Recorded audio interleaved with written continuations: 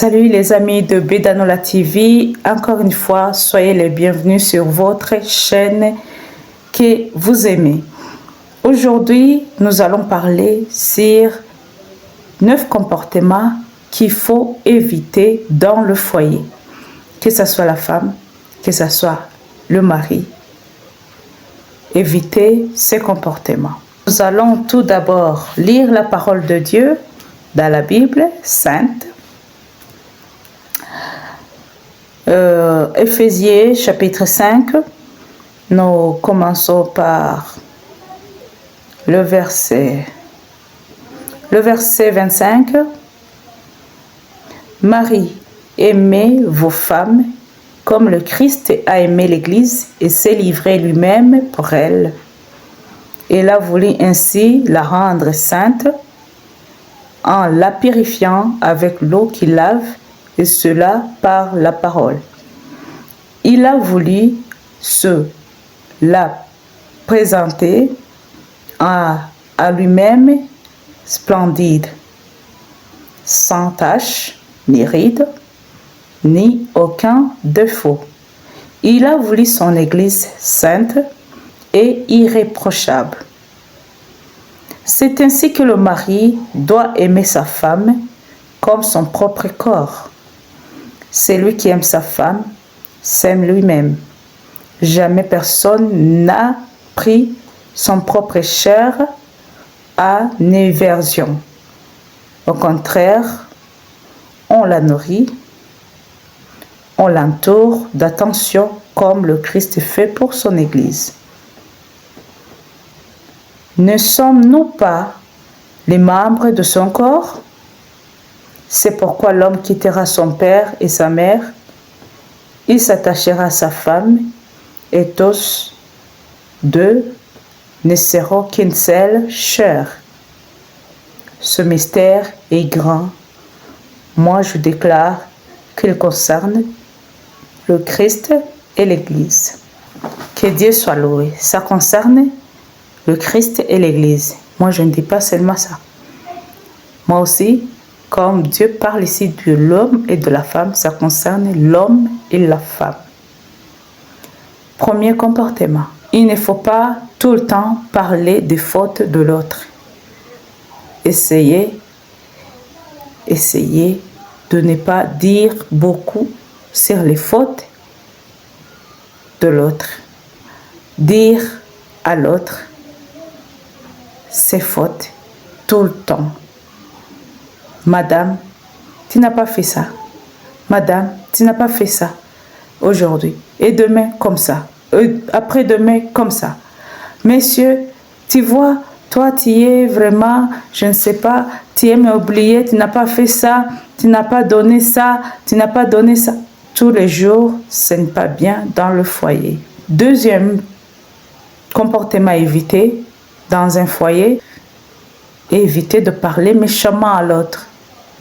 Madame, évitez ça. Messieurs, évitez ça. Avec beaucoup de rigueur. Non. Il faut parler calmement. Si vous avez à vous dire, prenez-vous les mains, allez dans un endroit où vous êtes seul et parlez calmement, tranquillement. Troisième comportement à éviter, négliger le travail de l'autre. Ne pas prendre au sérieux ce que l'autre fait comme travail pour chercher la vie. Si c'est un porteur de bagages, pourquoi le négliger alors que toi-même tu as accepté de vivre avec lui? Si peut-être ta femme, elle est une enseignante et qu'elle a ses livres, elle a ses matériels à utiliser, donc essayez de bien garder le matériel de votre épouse. Quatrièmement, il faut éviter de se montrer que tu as de la valeur que l'autre. Quand je vais donner un exemple ici. Par exemple, vous êtes dans une fête d'un ami qui a fait son anniversaire et que madame se lève et dit, pour cet anniversaire, je donne comme cadeau un vélo. Et directement, après, son homme se lève et dit non, le vélo, non, ce n'est pas bien ça. Donc, nous allons donner une voiture. Dans une autre fête, par exemple, votre fille et votre fils a eu un diplôme et que vous fêtez son diplôme, monsieur dit, pour ma fille, moi je vais lui cadonner mon mouton que j'aime. Madame dit, se lève, non, le mouton, non, non, non, non, monsieur, non, pour notre fille qui a eu le diplôme, il faut donner quand même la maison qui est dans le quartier tel. Ah bon? Donc, on dirait que vous négligez l'autre. S'il faut donner, faites un consentement entre vous et donnez ce qu'il faut donner. Cinquièmement, il faut éviter de divulguer les secrets de votre foyer. J'aime les meilleurs amis parce que ça existe, mais ce n'est pas tous les meilleurs amis qui sont amis. C'est pourquoi le secret de vos foyers, que ça reste entre vous deux. Méfiez-vous des meilleurs amis. J'ai déjà vu des meilleurs amis qui prennent les maris des autres. J'ai déjà vu les meilleurs amis qui prennent les femmes des autres. J'ai déjà vu même les jumelles qui prennent les maris de leurs jumelles. Sixième comportement, évitez de dire tout le temps des biens sur le mari de l'autre si tu es une femme. Je suis une femme mariée. J'arrive à la maison. Aujourd'hui, je dis, quand on est en train de parler avec mon mari, mais c'est-elle vraiment, il est toujours chic, il est vraiment beau, il se coiffe bien. Demain, je le répète. Après-demain, je dis autre chose bien sur lui. Est-ce que vous croyez que ça peut lui plaire? Je ne crois pas. Toi, homme, monsieur, quand tu arrives à la maison, tu dis, vraiment, nous avons une bonne secrétaire, toujours bien habillée, toujours bien maquillée, toujours bien... Hey! Est-ce que ta femme peut se réjouir toujours de dire sur ta secrétaire? Tu crois que c'est bien? Moi, je ne pense pas. Il faut éviter ce comportement. Toujours dire bien des autres et surtout de sexe opposé. Par exemple, tu sais, notre voisin vraiment, il a des bons goûts, hein, tu vois, il a acheté une voiture blanche, vraiment, il a des goûts. Mais toi, il fallait toi aussi que tu changes ces couleurs noires de notre voiture et que tu cherches la couleur blanche. Le septième comportement, éviter de ne jamais dire des biens de votre époux ou épouse.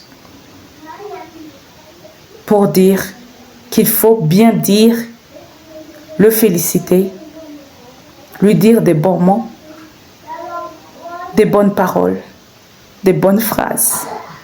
Oui. Huitième comportement, éviter à refuser tous les propos de l'autre.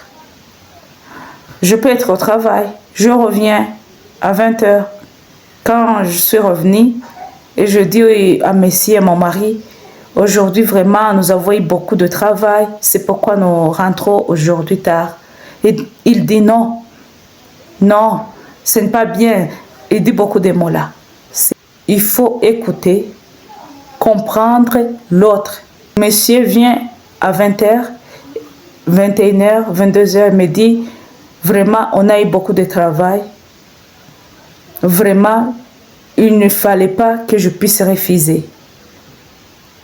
Il faut lui dire d'ailleurs, courage et lui donner ce qu'il faut. Autre chose qu'on n'aime pas, et surtout ici, ce point concerne les hommes. Les hommes ne veulent pas que même si tu es femme, tu as tout fait à la maison, ou même une petite chose, et que tu as publié ça.